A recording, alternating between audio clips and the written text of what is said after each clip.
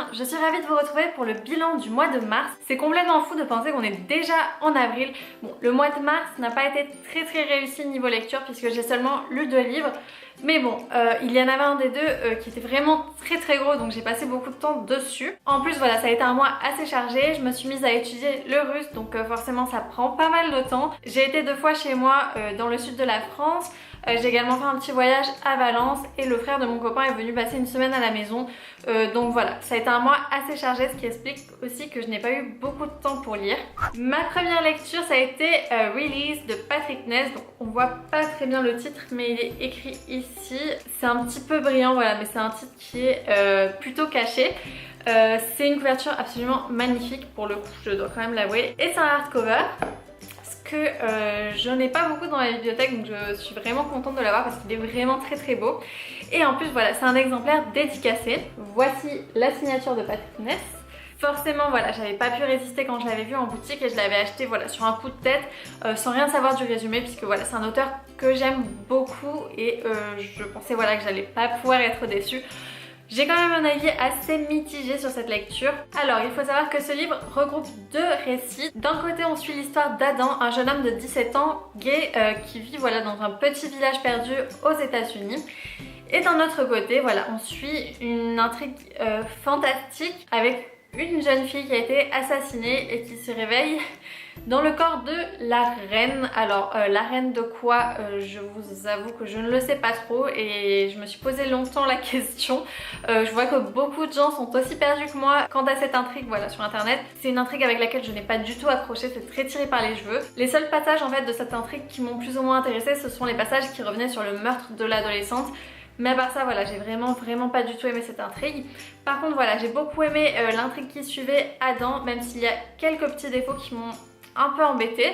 Mais voilà, j'ai vraiment adoré le personnage d'Adam qui est super original puisqu'il a grandi dans une famille voilà, où son père est pasteur, où la religion a une place très importante et où son homosexualité n'est pas du tout acceptée. Il a une relation assez intéressante avec son frère puisque voilà, c'est l'enfant préféré qui veut lui aussi devenir pasteur, mais pourtant voilà, son père trouve qu'il n'a aucun talent et il aimerait voilà, croire en Adam, mais ça passe pas du tout avec Adam. La religion, les relations familiales, voilà, c'est les thèmes vraiment intéressants qui sont bien traités je trouve dans ce roman. Comme toujours avec Patrick Ness, c'est très poétique, très cynique, c'est pas toujours facile de comprendre les sous-entendus, donc voilà, c'est vrai que moi je l'ai lu en anglais et même si je parle couramment anglais, il y avait des passages où je me rendais compte qu'il y avait un sens caché, un sous-entendu et j'étais pas vraiment sûre de bien le comprendre, donc voilà, c'est vraiment le genre de roman qui sont un peu difficiles à comprendre quand ce n'est pas sa langue maternelle. Et les personnages secondaires sont super intéressants, notamment voilà, la meilleure amie d'Adam et les 2 garçons de la vie d'Adam, son ex-petit copain qui ne l'a jamais vraiment traité comme il le mérite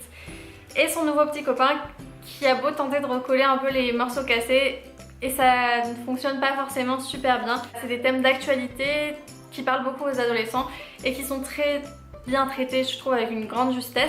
Par contre pour moi le défaut principal en fait de ce récit, c'est que les relations sexuelles ont une place vraiment trop importante à mon goût, voilà, pour un roman qui est recommandé à partir de 13 ans. Sur la moitié du roman, vraiment sans exagérer, 1 page sur 2, soit le sexe est abordé, soit il y a des scènes sexuelles. On est loin d'un new adult, ce n'est pas ce genre de scène, mais ça reste assez explicite. Surtout voilà, pour la tranche d'âge visée. Donc un jeune adolescent peut-être de 13 ans n'est pas forcément prêt à aborder une telle lecture. Je pense qu'il faut vraiment un certain degré de maturité pour aborder cette lecture. Je pense qu'en dessous de 15 ans c'est peut-être un peu difficile, ça dépend forcément des adolescents, donc ça peut être 14, 15 ou 16 ans, mais ce serait dommage de le donner à un trop jeune lecteur et de le mettre mal à l'aise, voilà, sans le préparer voilà, au contenu de cette lecture. Je trouve que le roman insiste trop sur le sujet du sexe et que ça devient vite répétitif, donc c'est un peu dommage. Après j'ai beaucoup aimé la dynamique en fait, puisque ça se passe seulement sur une seule journée et franchement je me demande comment font les auteurs sur le même nombre de pages à traiter plusieurs journées, plusieurs semaines, plusieurs mois. Et il a confié s'être inspiré de Mrs. Dalloway de Virginia Woolf, donc forcément ça m'a donné envie de découvrir cet autre roman pour la dynamique voilà, des événements qui se passent seulement sur une journée. Je trouve ça assez intéressant, mais sur l'ensemble j'ai quand même un avis mitigé sur ce roman. Ce sera vraiment pas mon Patrick Ness préféré et je lui ai donné une note de 13 sur 20. J'ai ensuite lu Beautiful Creatures, donc 16 lunes de Camille Garcia et Margaret Stoll. C'est un roman qui était dans ma wishlist depuis environ 8 ou 9 ans. et que j'avais dans ma palle depuis un peu plus de 5 ans, donc c'est pour vous dire, ça faisait très longtemps qu'il était là. C'était d'ailleurs le roman que j'avais dans ma palle depuis le plus longtemps, sans compter forcément les classiques que j'ai achetés au collège, lycée. J'avais vu le film et j'avais pas beaucoup accroché, puis j'avais entendu beaucoup d'avis très partagé en fait. D'après ce que j'ai entendu, voilà, c'est soit on adore, soit on déteste. Et ça me faisait un petit peu peur parce que c'était un roman qui me faisait vraiment envie, même si j'avais pas accroché avec le film. Donc j'avais envie d'attendre le bon moment, voilà, de vraiment voilà, me décider à le sortir de ma palle et de pas me sentir obligée. Et je n'ai absolument pas regretté de l'avoir fait puisque ça a été un énorme coup de cœur. Mais vraiment, ça fait très longtemps que je n'ai pas eu un tel coup de cœur pour un roman. Donc vraiment, c'est une lecture que je recommande. Mais comme je sais que les avis sont très partagés, que ça peut être on adore ou on déteste, c'est vrai que je trouve ça difficile de le recommander à tout le monde. On suit donc un jeune homme, Ethan, et ça c'était vraiment une agréable surprise parce que je ne m'attendais pas à ce que le personnage principal soit un garçon qui vit dans une petite ville du sud des États-Unis. Et là ça a été vraiment toute ma surprise en fait avec ce roman qui est hyper riche culturellement. Je ne m'attendais très sincèrement pas à ce que la culture américaine soit autant abordée dans ce roman. On parle beaucoup de la guerre de sécession avec notamment des flashbacks. On parle voilà des arbres généalogiques, des traditions du sud, des traditions vaudou, des superstitions. Il y a énormément aussi de références culturelles à des romans, notamment Ne tirez pas sur l'oiseau moqueur. Voilà, c'est un roman que je ne m'attendais pas aussi travaillé, aussi recherché, et je ne m'attendais pas à ce que l'atmosphère du sud des États-Unis soit aussi bien reflétée. J'ai vraiment voyagé avec ce roman et je ne m'attendais surtout pas à ce que ce soit aussi sombre puisque pour moi c'est un roman young adult, voilà, un peu à la Twilight, et c'est beaucoup plus sombre que ça. Ça m'a d'ailleurs fait penser pas mal à la ligne de J.D. Horn dont je vous ai parlé plusieurs fois. J'ai apprécié que ce soit inversé, que ce soit pas pour une fois voilà la jeune fille en détresse qui rencontre un personnage mystérieux, dangereux, avec des pouvoirs, voilà. C'est un peu le cas avec la plupart des romans young adult. Et ce que j'ai beaucoup apprécié, c'est que le personnage de Lena ne soit pas un personnage voilà, qui sache tout du monde dans lequel elle vit. Elle découvre vraiment qui elle est dans ce roman. Elle sait qu'elle vient d'une famille spéciale. Ce ne sont pas des sorciers comme on peut les connaître voilà, dans le reste de la littérature. C'est vraiment un concept nouveau, très bien travaillé, hyper riche, voilà, ça a l'air hyper intéressant, j'ai hâte d'en découvrir plus.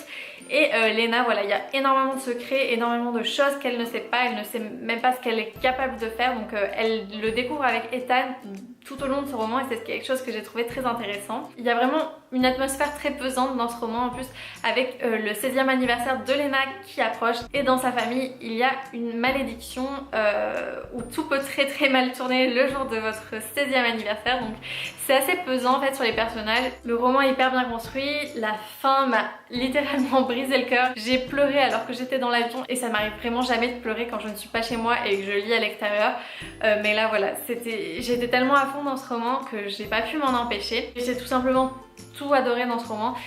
Et forcément par contre j'ai passé beaucoup de temps parce qu'il fait environ 600 pages, c'est écrit en très petit, c'est vraiment une grosse brique, je m'attendais pas du tout à ça et j'ai vu que les autres romans c'était à peu près la même chose, donc ça va être des longues lectures à chaque fois, mais il n'y a pas une seule ligne où je me suis ennuyée, donc je regrette vraiment pas qu'il soit aussi long.